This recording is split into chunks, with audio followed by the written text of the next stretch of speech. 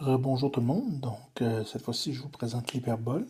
Graphiquement vous l'avez à la droite de l'écran, ça ressemble à ça l'hyperbole, c'est quelque chose qu'on a déjà étudié, mais qu'on va revoir maintenant avec plus de détails. Première question qu'il faut se poser, c'est quoi la définition d'une hyperbole? L'hyperbole, c'est un petit peu comme ce qu'on a déjà vu avant, l'ellipse entre autres, une définition particulière. Donc l'hyperbole c'est quoi? C'est l'ensemble des points, dont la différence en valeur absolue de la distance de tous les points, de n'importe quel point, les points fixes appelés les foyers, est constante. Donc ça ressemble un petit peu à ce qu'on a déjà vu.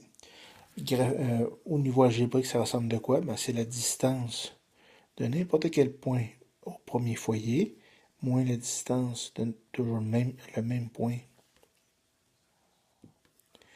même point au deuxième foyer, c'est égal à une distance. Mais c'est pas juste ça. C'est en valeur absolue de façon à avoir toujours un nombre positif.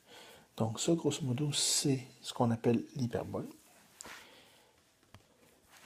En deuxième partie, si je prends le temps de regarder l'hyperbole, on peut l'avoir horizontale, on peut l'avoir verticale.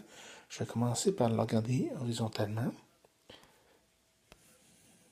Si je reviens un petit peu avant, ici, au niveau algébrique, au niveau de la règle, l'équation, l'hyperbole, c'est x à la 2 sur a à la 2, moins y à la 2 sur b à la 2, qui va être égal à plus ou moins 1.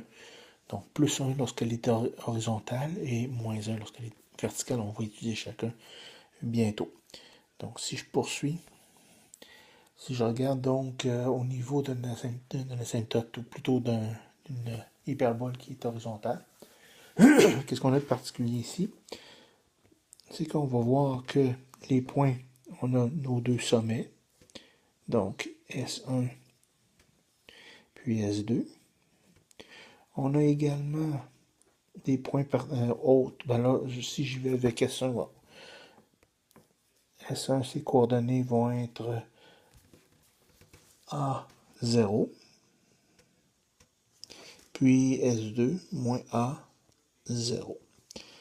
Si on veut regarder maintenant, on a également les foyers qui vont apparaître. Donc, le foyer 1, F1, ses coordonnées vont être C0. F2, ses coordonnées moins C0. Donc, on a ces points-là qu'on connaît. Ce qui est aussi intéressant qu'on voit apparaître dans cette forme-là ici, c'est ce qu'on appelle les asymptotes. Donc, on a les deux asymptotes ici et ici. Ce sont des asymptotes qui définissent donc qui définissent la parabole comme telle. Donc, plus ils sont séparés ou plus ils ont des pentes élevées, plus la parabole va être large ou moins large. Donc, autre particularité de la parabole, c'est qu'on a, si vous n'avez pas remarqué, elle est toujours centrée 0, 0 dans ce cas-ci. Quand elle est verticale, horizontale comme elle est là, son équation, c'est la x à la 2 sur a à la 2 moins y à la 2 sur b à la 2, qui est égal à 1.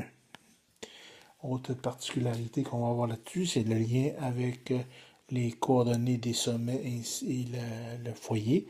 C'est c à la 2 est égal à a à la 2 plus b à la 2. Autre particularité qu'on retrouve ici, c'est que l'asymptote ou les asymptotes ont comme équation y est égal à soit b sur a x, ou bien la deuxième équation va avoir moins b sur a x. Donc on a les deux équations qui sont là.